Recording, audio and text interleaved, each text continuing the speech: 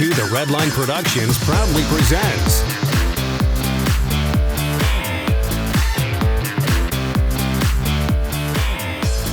today's 2 The Redline review was made possible in part by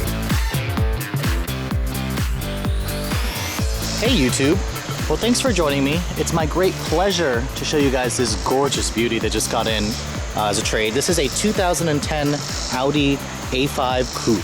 Now, the Audi A5, a little history about it, actually came out in 2008. It was designed to compete with BMW's 3 Series, of course, and Infinity's G37. And this car is based off of Audi's fantastic A4 sedan, so it was a good place to start. In terms of styling, I think it looks fantastic. This one is a 2010. It still looks brand new in my eyes. Audi's actually getting ready to update the car extensively for 2013. So the 2012 models essentially look just like this, but I mean, the car still looks fantastic. The 13 updates, I actually saw them. They look really good. They're similar to the A4 sedans updates, but I mean, this car is a fantastically beautiful car. And what the A5 comes in, it actually comes in 3 trim levels. There's the Premium, which is the base. This one is a Premium Plus, the mid-level trim, and then there's the Prestige. The Premium Plus is where I would definitely recommend to start, as it gives you those LED daytime running lights, which Audis are famously known for, as well as LED taillights in the back, and the USB auxiliary input for an iPod. 2011, actually, they did update the car slightly and gave it an 8-speed automatic. This one has the 6-speed automatic, but still Volkswagen's 2-liter turbo engine was new for 2010. The 3.2 V6 was the initial engine when it was originally released. The Turbo 4 became available in 2010, and now they've discontinued the V6. But you can get this car with a V8. The S5 is the one that comes with Audi's famous 4.2-liter V8, which makes a mean sound. This particular one is Ibis white with a nice, beautiful tan color interior. So it's just a really classy, beautiful car, and I cannot wait to show you guys how this car drives, especially if you're in the market for one, because it's just a sleek car. Coming to the interior, you can see it does have a very nice beige colored interior with the wood grain accents. It's just a really classy, sleek interior. I love the interior of this car. Getting inside, you can see the car is running already, but let me turn it off and show you guys the key. Here's the key for the vehicle. If you choose the Prestige trim, you'll get the push-button ignition. This one does not have it, so to start the car, you have to insert the key in, put your foot on the brake, and just push and hold. And then now it'll start up. Let's get the air cranking. It's pretty freaking hot in here. It does come with dual-zone automatic climate control as expected for this type of vehicle. And this one does not have navigation. That is part of a package. If you choose the Prestige trim, I believe it includes navigation as standard equipment.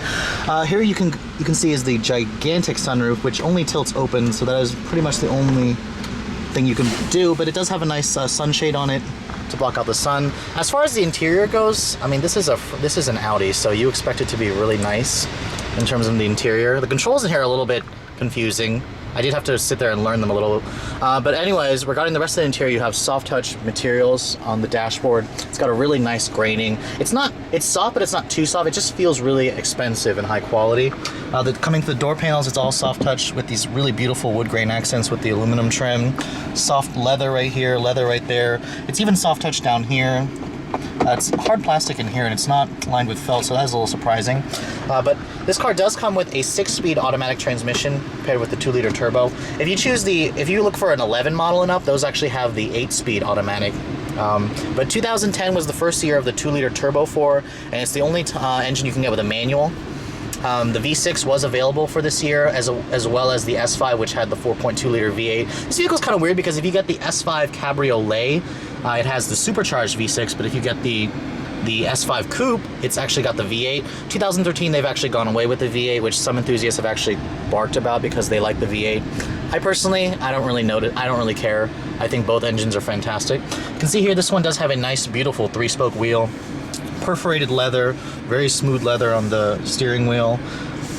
This one does have Audi's MMI entertainment system. It's a little bit confusing, as you do have to use this little controller right here, but it kind of just takes a little bit of getting used to. You kind of have these 4 quadrants. The one thing about this system is that I find weird is, let's say I want to scroll down that list, for example. You'd think it would turn this way to go down, but if you turn this way, it actually goes up. To go down, you have to turn this way, and that goes down. I think it should be the other way around. I don't know. You guys tell me. Let me know what you think. That's one of the big things that confused me when I first got into this car. You do have an electronic parking brake for this vehicle. To engage it, you pull up for it to engage the parking brake, and you do have a little ashtray right there, unfortunately, because opening the center console, you have a power port, no USB or auxiliary in here. That particular feature will be in the glove box. Right there you can see Audi's MMI interface system, and here is your little USB iPod connectivity. That's included with the Premium Plus, which is why I would go for the Premium Plus if I was going to go for this vehicle. Now this is a coupe, so Audi does give you a little bit of a back seat. To get to the back, you kind of just push this button here. It is nice how it's power electrically folding. But the backseat space in here is kind of on the cramped side. I'll show you guys what I mean. This is basically, you can see what the front seat is. Not all the way back, but mostly all the way back. You can see the back seat here is mostly just reserved for children. You do have a nice power port there, and they did give you vents and a nice armrest right here with storage, so that is pretty nice. And they even give you cup holders right there. So they did think about the back seats when they were designing this vehicle. In terms of materials, they do follow through just like the GTI that Jackson has. A soft touch right there, a soft touch here, and leather stitch with wood. So they didn't skim too bad on the back seat. It is on the cramped side though, except I haven't been in a G37 Coupe or a 3 Series Coupe, so I'm not sure exactly how this compares with the rest of its competitors. The trunk opens nicely for you automatically when you push the trunk button, and it's a pretty large trunk. It actually goes in pretty deep, and the opening is quite large, so it's a quite practical vehicle, and the seats do fold down 60/40 as you can see, and this one gives you a temporary spare tire underneath there as well.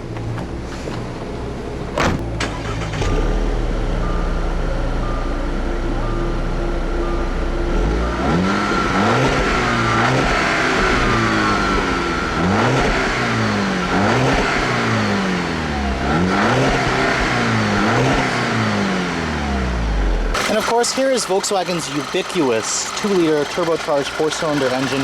Ignore how dirty it is. The car literally just got in. We haven't had a chance to clean it up yet. This is the same engine that actually powers the GTI and all other Volkswagen Audi products. It is mounted longitudinally in this vehicle as opposed to transversely in the Volkswagen products.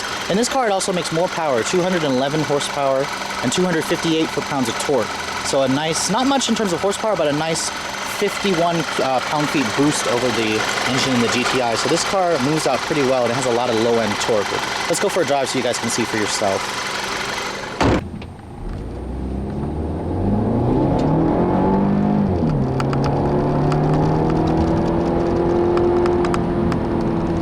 Right, now on to the fun part. How does this beautiful 2010 Audi A5 drive with Volkswagen's ubiquitous 2-liter turbo and 6-speed auto? So let's go for a drive, shall we? Now, as expected, the interior of this car is beautiful. I love the way the interior lights up. It's just classic Audi stuff here. In terms of how the car drives, the visibility is quite good, actually. You do have a really kind of a low roof line, but I'm 5'7", I'm fine. I guess for you taller folks out there, you may have a little bit of a problem. But in terms of visibility, this pillar here is it's on the thick side, but you can still see pretty well. The mirrors, they provide good visibility. And you just feel like you're driving a really expensive car whenever you drive Audis in general. I just think Audis, I think they're starting to become my favorite luxury brand. I do like BMWs. Mercedes is probably my least favorite. But this car is just a beautiful car.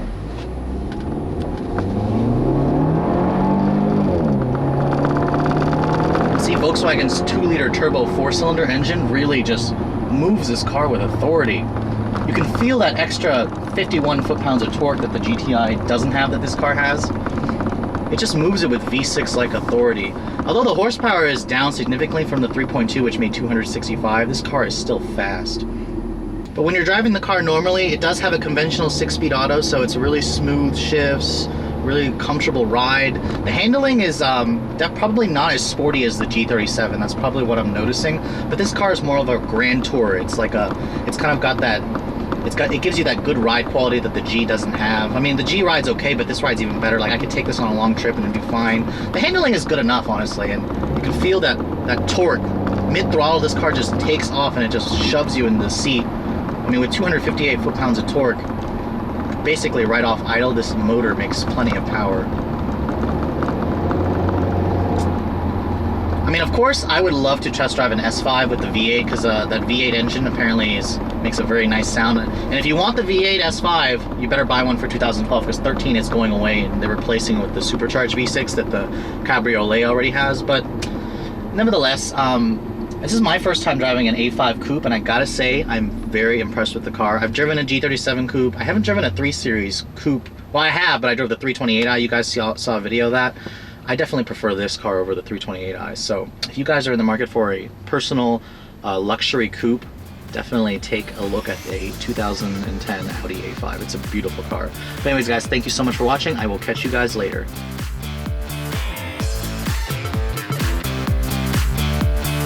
Yeah, here's some legal stuff for you. The views and opinions expressed in the following video may not necessarily reflect those of the title holding automotive dealer or the entity they represent. All videos are filmed with permission by a professional driver on a set course with the collaboration and assistance of local law enforcement authorities. Do not attempt. Logos and brandings of vehicle manufacturers, dealerships, and online social media sites are the sole property of their respective representation used with permission. The To The Redline logo, soundtrack, and web resources, as well as all other associated media, are copyrighted intellectual property of To The Redline LLC. All rights reserved.